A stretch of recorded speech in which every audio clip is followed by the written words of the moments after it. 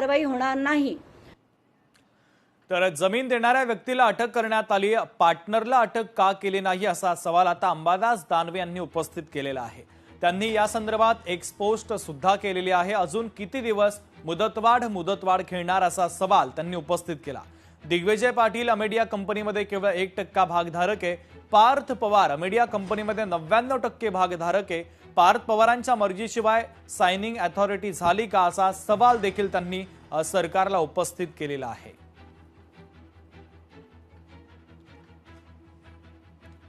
त्यांनी नेमकं काय म्हटलेलं आहे आपण पाहूयात।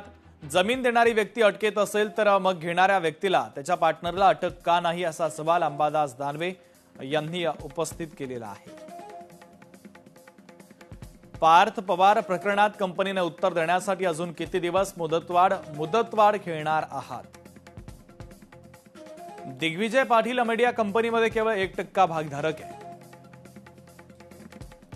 पार्थ पवार अमेडिया कंपनीमध्ये 99% भागधारक आहेत। पार्थ पवारांच्या मर्जीशिवाय सायनिंग अथॉरिटी कशी असा सवाल त्यांनी उपस्थित केला।